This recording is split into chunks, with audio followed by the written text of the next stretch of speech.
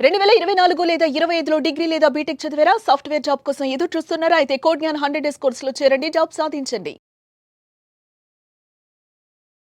నమస్కారం రవీంద్రనాథ్ ఠాగూర్ గారు. నమస్తే అండి సిరి గారు. సార్ రీసెంట్‌గానే మనం చేసిన వీడియోస్‌లో ఒకదానికి ఒక కమెంట్ నేను చూశాను. సో, ఈరోజు అదే అడుగుదాం అనుకుంటున్నాను. జనరల్‌గా యాన్సెస్టర్ ప్రాపర్టీ ఏదైతే ఉందో తాత నుంచి తండ్రికి, తండ్రి నుంచి కొడుకుకి, కూతురికి, అదేవిధంగా వాళ్ళ నలుగురు సిబ్లింగ్స్, ముగ్గురు అన్నతమ్ముళ్ళు, ఒక చెల్లి. పెళ్ళి అయ్యే సమయానికి కూతురికి ఇవ్వాల్సింది తండ్రి కూతురికి ఇచ్చేశారు. అండ్ ఈ మధ్య కాలంలో మనం చూస్తే కూతురికి కూడా హక్కు ఉంటుంది అన్న వార్తలిని ఆ అమ్మాయి పెళ్ళైన తర్వాత 4 సంవత్సరాలకి మళ్ళీ నాకు ఆస్తిలో భాగం ఉంది, నాకు కావాలి అని ఫైట్ చేయడానికి రెడీ అవుతుంది, ఫైట్ చేస్తాను అని కూడా అంటుందంట. అయితే మరి ఇలా చూస్తే ఒక ఆస్తి పైన, యాన్సిస్టర్ ఆస్తి పైన, తండ్రి ఇచ్చే ఆస్తి పైన కూతురికి అలాగే కొడుకుకి ఎంత కాలం వరకు హక్కు ఉంటుందంటారు సార్? ఇటీవల కాలంలో పెరిగినటువంటి సోషల్ మీడియా ప్రభావం అయితేనేమి, మీడియా అయితేనేమి, రకరకాల నేపథ్యంలో కొంత అవేర్నెస్, లీగల్ అవేర్నెస్ అయితే మాత్రం ప్రతి ఒక్కరిలో కొంతవరకు లీగల్ అవేర్నెస్ అయితే కలుగుతుంది. ముఖ్యంగా ఈ తండ్రి యొక్క ప్రాపర్టీ, లేకపోతే మీరు అన్నట్టుగా పూర్వార్జితపు ఆస్తి, ఏన్షియంటల్ ప్రాపర్టీ సంబంధించి కూడా ఎలా అయితే కూతుర్లకి, కొడుకులకి ఏ మాదిరి అయితే హక్కు ఉంటుందో అదేవిధంగా ఆడపిల్లలకు కూడా ఆస్తి హక్కు ఉందన్నది అన్ని చోట్ల పెరిగింది. అయితే ఇది పెరగడం ఒక విధంగా మంచిదే. ప్రతి ఒక్కరికి లీగల్ అవేర్నెస్ అనేది కావాలి. అయితే ఈ లీగల్ అవేర్నెస్లో భాగంగా దాన్ని పూర్తిగా సరిగ్గా అవగాహన చేసుకోకపోవడం వల్ల కొత్త సమస్యలు కోర్టు ముంగటికి ఈరోజు కొన్ని వందల ఫైల్స్ అన్న ఈరోజు పెండింగ్లో ఉండిపోవడానికి కూడా కారణం అవుతుంది. అంటే సరైనటువంటి అవగాహన లేకపోవడం, మాకు తెలిసిన నాలెడ్జ్ కరెక్ట్ అనుకోవడం. ఒక విధంగా ఈ లీగల్ అవేర్నెస్ పెరగడం మాత్రం కొంతవరకు మన యాక్సెప్టెన్స్ ఇస్తున్నాయి. అయితే నేను బేసిక్ కొంత నాలెడ్జ్ ఇస్తాను. ముఖ్యంగా ఈ వారసత్వపు ఆస్తి యొక్క చట్టాలు ఎలా ఉంటాయి అనే విషయం మీద. ముందుగా మనకి స్వాతంత్రం వచ్చిన తర్వాత 1948 నేను కొంత బేసిక్ ఇస్తాను. దీని తర్వాత మీరు అడిగిన ప్రశ్నలోకి వస్తాను. ముందుగా 1947లో మనకి స్వాతంత్రం వచ్చిన తర్వాత 1956లో మనకి హిందూ వారసత్వపు హక్కు చట్టం అనేది ఒకటి ఏర్పడడం జరిగింది. అంటే దీంట్లో ఏం చేశారంటే సెక్షన్ 29 ప్రకారం ఆయా రాష్ట్రాలకు పూర్తిగా దీని మీద అజమాయిషిస్తూ ఆయా రాష్ట్రాలు కూడా ప్రత్యేక చట్టాలు చేసుకోవచ్చు అని చెప్పి ఇవ్వడం కూడా జరిగింది. సెంట్రల్ యాక్ట్ 1956 హిందూ వారసత్వపు ఆస్తి హక్కు చట్టం ఉండేది. ఇందులో భాగంగా 1986 వరకు అక్కడ ఓన్లీ మనకి కొడుకులకు మాత్రమే యొక్క పూర్వార్జితం యొక్క ఆస్తి ఏదైతే ఉందో దాని మీద కొడుకులకు మాత్రమే ఆస్తి హక్కు ఉండేది, కూతులకు మాత్రం ఎటువంటి ఆస్తి హక్కు ఉండేది, ఆడపిల్లలకి ఎటువంటి కూడా ఆస్తి హక్కు ఉండేది. కానీ మొట్టమొదటిగా భారతదేశంలో ఆంధ్రప్రదేశ్, ఇప్పుడున్నటువంటి తెలంగాణ, ఆంధ్ర కాకుండా సమైక్య ఆంధ్రప్రదేశ్, ఉమ్మడి ఆంధ్రప్రదేశ్ ఉన్న టైంలో 1986 ఆ ప్రాంతంలో ఒక చట్టం రూపకల్పన చేశారు ఆనాటి పాలకులు. అందులో భాగంగా 1986 సెప్టెంబర్ 5న ఒక చట్టం రూపకల్పన చేశారు. అందులో భాగంగా చెప్పిన విషయం ఏంటంటే ఆడపిల్లలకు ఆస్తి హక్కు చట్టం ఉంటుంది. కొడుకులకి ఎట్లయితే ఆస్తి హక్కు ఉంటుందో అదేవిధంగా కూతుర్లకు కూడా, ఆడపిల్లలకు కూడా పూర్తిగా ఆస్తి హక్కు ఉంటుంది అని వారసత్వ హక్కు చట్టంలో ఒక సవరణ చేయడం జరిగింది. అందులో సవరణ చేసిన తర్వాత పూర్తిగా అప్పటి నుంచి కూడా ఉంది. అయితే అక్కడ విషయం ఏంటంటే ఇప్పుడు ఈ ఆడపిల్లల హక్కు అన్నది ఎప్పటి నుంచి వస్తుంది అంటే 1986లో ఫామ్ అయింది కాబట్టి 1986 నుంచి వస్తుందా లేకపోతే 1956 నుంచి వస్తుందా అది కొంత సమాచారం అంది క్లియర్గా లేకపోయినప్పుడు కూడా కొంత ఇన్ఫర్మేషన్ ఇచ్చారు. ఏంటంటే ఆ రోజు చట్టం ఎప్పుడైతే చేశారో ఆ చట్టం ఏర్పడేటువంటి సెప్టెంబర్ 5, 1986 నుంచి తర్వాత వచ్చినటువంటి ఆడపిల్లలకు మాత్రం ఈ ఆస్తి హక్కు వర్తిస్తుంది అని చెప్పి చట్టం యొక్క రూపకల్పన చేశారు. తర్వాత దీన్ని అనుసరిస్తూ పక్కనే తమిళనాడు ప్రభుత్వం, మద్రాసు ప్రభుత్వం అయితేనేమి, పక్కనే కర్ణాటక స్టేటు, అదేవిధంగా మహారాష్ట్ర, ఏ రాష్ట్రాలు కూడా దీనికి అనుగుణంగా ఆంధ్రప్రదేశ్ ఇచ్చినటువంటి చట్టాలకు అనుగుణంగా వాళ్ళు కూడా రూపకల్పన చేశారు. వీటన్నిటికీ కాకుండా సెంట్రల్ గవర్నమెంట్ ఏం చేశారంటే ఇట్లా ఒక్కొక్క రాష్ట్రానికి ఒక హక్కు కాకుండా ఇది అంతవరకు బాగుందని ఆలోచించి సెంట్రల్ గవర్నమెంట్ రీసెంట్గా 2005 సెప్టెంబర్ 9వ తారీఖు నాడు 9/9/2005 యాక్ట్ అంటారు దీన్ని యాక్చువల్గా. అప్పుడు సెంట్రల్ గవర్నమెంట్ ఒక యాక్ట్ చేశారు. ఈ యొక్క చట్టం ప్రకారం ఏం చెప్తారంటే భారతదేశ వ్యాప్తంగా ఉన్నటువంటి అన్ని రాష్ట్రాల్లో ఉన్నటువంటి ఆడపిల్లలకు ఎట్లా పూర్తిగా హక్కులు అయితే ఉంటుంది, ఆడపిల్లలకు ఆస్తి హక్కు చట్టం ఉంటుంది అని చెప్పడం జరిగింది.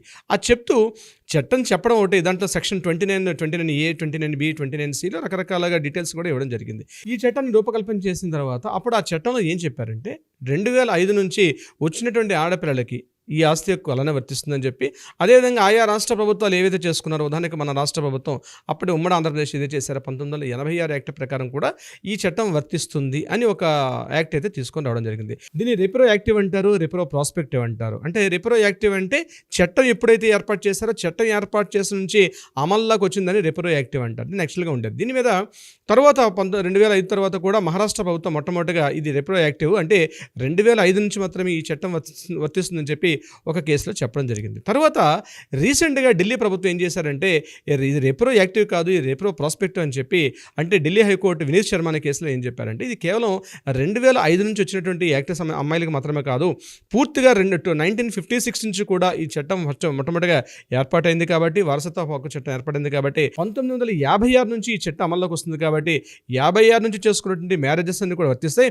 అప్పటి నుంచి ఆడపిల్లల యొక్క ఆస్తి హక్కు వర్తిస్తుంది అని చెప్పడం జరిగింది. సో ఇది 3 పార్ట్స్ గుర్తుపెట్టుకోండి. ఒకటి ఏంటంటే 1956 వారసత్వ హక్కు చట్టం, 86లో ఏర్పాటు చేసినటువంటి ఉమ్మడి ఆంధ్రప్రదేశ్ యాక్ట్, అదేవిధంగా రీసెంట్గా సెంట్రల్ గవర్నమెంట్ చేసినటువంటి 2000 యాక్ట్. ఇది 3 పార్ట్స్గా ఉంది. కన్ఫ్యూజ్ అవ్వకుండా 3 పార్ట్స్గా చూసుకోవచ్చు. తర్వాత ఇప్పుడు కొత్త విషయం ఏం జరిగిందంటే ఎప్పుడైతే 1956 నుంచి కూడా ఈ యాక్ట్ అమల్లోకి వస్తుంది అని చెప్పారో అప్పటి నుంచి కోర్టులో దీని మీద కొంత డిస్కషన్ స్టార్ట్ అయ్యాయి. అంటే ప్రతి ఒక్క ఆడపిల్ల కూడా ఎప్పుడో పెళ్ళి అయిపోయింది, ఒక 30 years బ్యాక్ మ్యారేజ్ అయిపోయింది, 40 years బ్యాక్ అయిపోయింది, మనవలు వచ్చేసారు, మ్యారేజ్ అయిపోయి 12, 13 ఏళ్ళ తర్వాత, 30 ఏళ్ళ తర్వాత కూడా ఇంకా నాకు మా నాన్నగారి ప్రాపర్టీలో, నాకు పూర్వాజితపు ఆస్తిలో, నాకు ముఖ్యంగా ఈ మీరు చెప్పినట్టు ఏన్షియంట్ ప్రాపర్టీ నాకు కూడా ఆస్తి హక్కు ఉందని చెప్పి ప్రతి కోర్టులో కూడా కోర్టుల యొక్క పెండింగ్ ఫైల్స్ అని విపరీతంగా పెరిగిపోయాయి. దీని మీద మన చట్టసభలు కానీ న్యాయస్థానాలు కానీ ఉన్నటువంటి, అంటే లా కమిషన్స్ ఎన్నో రకాల గైడ్లైన్స్ ఇచ్చినప్పటికీ కూడా ఆ గైడ్లైన్స్ కమిషన్స్ పరిగణలో తీసుకోకుండా ఒక యాక్ట్ చేసేసారు. దానివల్ల రకరకాలుగా దీని మీద న్యాయ సంప్రదింపులు ప్రతి కోర్టులో కూడా రకరకాలుగా కేసులు అయితే వేయడం జరిగింది. అయితే దీనివల్ల ఒక ప్రమాదం కూడా జరిగింది. ఏంటంటే ముఖ్యంగా ఒకప్పుడు ఆడపిల్లలకు పెళ్ళై తన అత్తవారింటికి వెళ్ళిపోయిన తర్వాత, భార్యతో పిల్లలతో వెళ్ళిపోయిన తర్వాత కూడా కొంత సత్సంబంధాలు ఉండేవి. అంటే ముఖ్యంగా అన్నదమ్ములతోటి వాళ్ళతో ఒక సత్సంబంధాలు, రిలేషన్షిప్స్ ఉండేవి. కానీ ఎప్పుడైతే ముఖ్యంగా ఈ డబ్బు, అదేవిధంగా ఈ ప్రాపర్టీస్, ఆస్తి అన్న విషయం మీద ఎప్పుడు వచ్చింది, ఆస్తి అంటే కూడా 2 రకాలు వస్తుంది. ఒకటి స్థిరాస్తులు, 2 చరాస్తులు. అంటే స్థిరాస్తులు అంటే ల్యాండ్స్, అసెట్స్, ఇటువంటి స్థిరాస్తుల కిందకు వస్తాయి. చరాస్తులు అంటే ముఖ్యంగా మ్యూచువల్ ఫండ్స్ కానీ, డిబెంచర్స్ కానీ, బంగారము, గోల్డ్, డబ్బు, ఇవన్నీ కూడా చరాస్తుల కిందకు వస్తాయి. ఈ 2 విషయాల్లో కూడా ఈ వారసత్వ హక్కు చట్టం వచ్చిన తర్వాత ఏమైందంటే అంతవరకు ఉన్నటువంటి మానవతా సంబంధాలు, హ్యూమానిటీ వాల్యూస్, మానవతా సంబంధాలు కూడా కనుమరుగిపోయి అప్పుడప్పుడు అడపాదడపైన తన అన్నగారింటికో లేకపోతే తన చెల్లినింటికో అక్కగింటికి వెళ్ళి వస్తున్నటువంటి ఈనాటి మన ఆడపిల్లలు కూడా ఈ రకంగా ఈ ఆస్తి హక్కు ఎప్పుడైతే రావడందో ఈ ఆస్తి హక్కుల వల్ల ఏం జరిగిందంటే వాళ్ళ మధ్య సత్సంబంధాలు కూడా తొలగిపోయే పరిస్థితి వచ్చింది. ఈరోజు చాలా వరకు రిలేషన్స్ చాలా వరకు స్పాయిల్ అవుతున్నాయి, అంటే సరైనటువంటి అవగాహన లేమి వల్ల. అయితే ఇక్కడ చట్టాలు ఏం చెప్తున్నాయి అంటే ఇప్పుడు తండ్రి యొక్క ఆస్తి ప్రాపర్టీకి వచ్చేసింది. అంటే ఒక తండ్రి అంటే పూర్వాజిత ఆస్తి వచ్చింది. పూర్వాజిత ఆస్తి తల్లి అప్పుడు ఉన్నటువంటి, ఫర్ ఎగ్జాంపుల్ ఒక 10 ఎకరాల పొలం ఉంది. 10 ఎకరాల్లో 2 అబ్బాయిలు, 1 అమ్మాయి, 3 అబ్బాయిలు ఉన్నారు అనుకోండి. దాని తగ్గట్టుగా ఆస్తి వాళ్ళు షేర్ చేసుకుంటూ వెళ్ళిపోయారు. ఎవరి తగ్గట్టుగా వాళ్ళు పార్టిషన్స్ అయిపోయిన తర్వాత అందులో ఒక కొడుకు యొక్క పిల్లలు, ఈ పిల్లలు ఈ పార్టిషన్ చేసుకునే సమయానికి చిన్నపిల్లలుగా ఉన్నారు. చూడండి, వాటా ఆస్తి పంపకాలు జరిగేటప్పటికి మాత్రం అందరూ కూడా చిన్నపిల్లలుగా ఉన్నారు. ఇప్పుడు ఏమైపోయింది, తండ్రి మరణం చేశాడు, పిల్లలు పెద్దవాళ్ళు అయిపోయారు, పెళ్ళిళ్ళు అయిపోయి వాళ్ళు మరలా వచ్చేసరికి ఇప్పుడు ఏం చేస్తున్నారు, అదిగో ఆ రోజు మా అమ్మ సంతకం పెట్టలేదు, ఆ రోజు నేను సంతకం పెట్టలేదు కాబట్టి అందులో కూడా నాకు హక్కు ఉందని చెప్పడం జరుగుతుంది. ఇక్కడ లీగల్గా గుర్తుపెట్టుకోవాల్సింది, ఇక్కడ సమస్య ఇక్కడే ఉత్పన్నం అవుతుంది. ఉదాహరణకి మనం ఏదైనా ఒక ప్రాపర్టీ కొనుక్కోవడానికి వెళ్ళాం అనుకోండి, ఏదో ఒక ప్రాపర్టీ కొనుక్కోవడానికి వెళ్ళాం. కొనుక్కునేటప్పుడు ఏం తెలుస్తుంది, మనం జనరల్గా మన ఎన్కంబరెన్స్ చూస్తాం, ఈసీ సర్టిఫికేట్ చూస్తాం. ఈసీలో మనకి 30 years ఎన్కంబరెన్స్ చూస్తామని, అంటే 30 ఏళ్ల పాటు ఆ యొక్క ప్రాపర్టీ మీద ఎటువంటి వివాదాలు కానీ, ఎటువంటి ప్రాబ్లమ్స్ కానీ, ఆస్తులు, తనఖాలు ఇటువంటి ఏమీ లేకుండా ప్రాపర్టీని చూసుకొని ప్రాపర్టీ కొనుక్కుంటాం. ఇక్కడ 2 రకాల విషయాలు. ఇప్పుడు స్వార్జితమైన ప్రాపర్టీ, తన సెల్ఫ్ గెయిన్ ప్రాపర్టీ అనుకోండి. సెల్ఫ్ గెయిన్ ప్రాపర్టీ అనుకునేటప్పుడు ఎటువంటి వివాదాలు లేవు. అతను తన ప్రాపర్టీని కొనుక్కున్నాడు, తన ప్రాపర్టీ ఎవరికైనా ఇచ్చుకోవచ్చు. పిల్లలకి హక్కు, ఇక్కడ గుర్తుపెట్టుకుని, ఆడపిల్లలకి తండ్రి యొక్క ప్రాపర్టీలో హక్కు అనేది లేదు. ఎందుకు, అతని స్వార్జిత యొక్క ప్రాపర్టీలో హక్కు ఉండదు. తను పిల్లలకి ఇవ్వచ్చు, ఇవ్వకపోవచ్చు, విరాళం చేసుకోవచ్చు, బహుమతి ఇవ్వచ్చు, లేకపోతే తను ఎవరికి రాయకుండా, విలునామా రాకుండా, తను ఎప్పుడైతే ఆ తండ్రి తదనంతరం మాత్రమే ఒక స్వాజిత యొక్క ప్రాపర్టీ తండ్రి యొక్క తదనంతరం తర్వాత, అంటే తండ్రి బతికున్న కాలంలో కాకుండా తండ్రి మరణించిన తర్వాత ఆ ప్రాపర్టీ మాత్రమే వాళ్ళకి ఎలా రావాలో పార్టిషన్స్ ప్రకారం, షేరింగ్ ప్రకారం వచ్చే అవకాశం ఉంటుంది. అందులో ఒకవేళ ఆ చనిపోయిన వ్యక్తి తాలూకా తల్లిదండ్రులు అనుకోండి, వాళ్ళకు కూడా అందులో హక్కు ఉంటుంది. తల్లిదండ్రులు కూడా అతను మరణించిన తర్వాత స్వాజిత యొక్క ప్రాపర్టీ. కానీ ఏన్షియంట్ ప్రాపర్టీలో ఎప్పుడో జరిగిపోయింది, తండ్రి ఉన్నప్పుడే జరిగిపోయింది. ఆ వాటాల భాగపంపకాలు అయిపోయినాయి. భాగపంపకాలు అయిపోయిన తర్వాత పిల్లలు, అప్పటికి చిన్నపిల్లలు, ఇప్పుడు మేము పెద్దవాళ్ళు అయ్యాం కాబట్టి వీళ్ళకి మనవలు వచ్చేస్తారు, వీళ్ళ కొడుకులు వచ్చేసారు కాబట్టి ఆ రోజు మేము సంతకం పెట్టలేదు కాబట్టి మాకు కూడా హక్కు ఉంటుంది అని ఇటీవల కాలంలో అధికంగా మీరు అడిగిన కేసు కూడా దీనికి సంబంధించింది. అయితే ఇక్కడ విషయం ఏంటంటే లీగల్గా ఒక పాయింట్ మనం చెప్పుకోవచ్చు న్యాయపరంగా ఏంటంటే, ఒక ఆస్తి పంపకం జరిగిన 12 సంవత్సరాల వరకు మాత్రమే వ్యాలిడిటీ ఉంటుంది. ఒక భాగ పంపకాలు జరిగిపోయి భాగ పంపకాలు జరిగిన 12 సంవత్సరాల్లోగా మాకేదైనా డౌట్స్ కానీ, క్లారిఫికేషన్స్ కానీ, లేకపోతే హక్కులకు సంబంధించి దావా వేసుకుంటే 12 ఏళ్ల వరకు మాత్రమే ఉంటుంది. ఇది స్పష్టంగా నిర్ణయించలేదు కానీ ఈ యొక్క వారసత్వ హక్కు చట్టంలో యావరేజ్గా మినిమంగా 12 ఏళ్ల పాటు తీసుకుంటారు. తీసుకోకపోతే ప్రాబ్లం ఏంటంటే ఇప్పుడు నేను చెప్పినట్టుగా మీరు ఒక ప్రాపర్టీ కొనడానికి వెళ్ళారు, ఆ ప్రాపర్టీ మీ లీగల్ ఎన్కంబరెన్స్ ప్రకారం 30 ఏళ్ళు చూసుకున్నారు, క్లియర్ 30 ఇయర్స్ బ్యాక్ బాగానే ఉంది అంటే ఏన్షియంట్ ప్రాపర్టీ కొనేటప్పుడు ఒక స్థలం ఉంది, ఆ స్థలం 30 ఏళ్ల పాటు మనం చూసుకున్నాం, 30 ఏళ్ల పాటు ఎటువంటి లీగల్ డిస్ప్యూట్స్ లేదు, ఇమీడియట్గా ప్రాపర్టీని కొనుక్కున్నాం, మనం వెళ్ళిపోతాం. ఇప్పుడు ఎవరో మీరు అన్నట్టుగా ఈ వారసత్వ హక్కు చట్టం ప్రకారం ఎవరో ఒక కేసు రైజ్ చేశారు అనుకోండి, నాకు ఇందులో ఆస్తి పంపకుందని, ఆల్రెడీ ఒక చేయి దాటిపోయింది అందులో, ఇప్పుడు మరలా లీగల్ ఇష్యూస్ అని మరలా పెరిగే అవకాశం ఉంటుంది. అందుకని న్యాయస్థానంలో కూడా దీని చట్టాలు రూపకల్పన చేసేటప్పుడు దీనికి సరైనటువంటి సమయం అనేది ఎక్కడ కూడా ఒక టైం ఫ్రేమ్ అనేది ఇవ్వకపోవడం వల్ల ఇన్ని వందల వేల కేసులు అనేవి ప్రతి రాష్ట్రంలో లోకల్ కోర్టుల దగ్గర నుంచి పై కోర్టుల వరకు మారే అవకాశం ఉంటుంది. కాబట్టి ఇక్కడ లీగల్గా డెఫినేషన్ లేదు. కానీ మ్యాక్సిమం మనం చెప్పేది ఏంటంటే ఏదైనా ఒక ఆస్తి భాగ పంపకాలు జరిగిన తర్వాత 12 ఏళ్ల లోపు దానికి దావా వేసుకునే అవకాశం అనుకుంటుంది అందులో హక్కు ఉన్నట్లయితే. అయితే ఇక్కడ గుర్తుపెట్టుకోవాల్సింది, ఇక్కడ తండ్రి యొక్క ఆస్తి వస్తున్న సమయానికల్లా ఒకవేళ తన వీలునామా రాశాడు, ఆ ప్రాపర్టీ భాగ పంపకం ప్రకారం వీలునామా జరిగింది.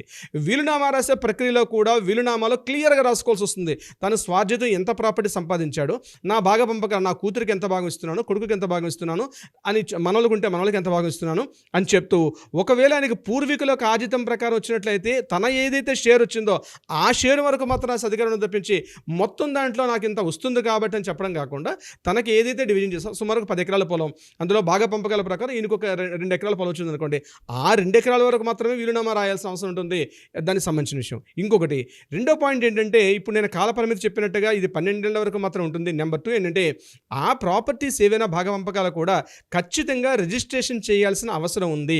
అంటే ఇంతకుముందు మనకి 2005 అంటే ఒక 10 ఏళ్ల క్రితం చూసుకున్నట్లయితే ఆడపిల్లకి పెళ్లి చేసి పంపించేటప్పుడు ఆడపిల్లకి కట్నం రూపంలో ఇక్కడ ఇంకొక కేసు కూడా మీకు నేను చెప్తాను.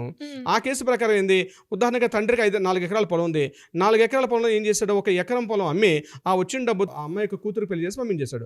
మిగిలినటువంటి ఏదైతే 8 ఎకరాల పొలం ఉందో పిల్లలు పెరిగిన తర్వాత వీళ్ళకి భాగ పంపకాలు ఆమె యొక్క వాటా ఆల్రెడీ అమ్మాయికి ఇచ్చేసి అతను ఆ షేర్ అమ్మేసి అమ్మాయికి పెళ్లి చేశాడు.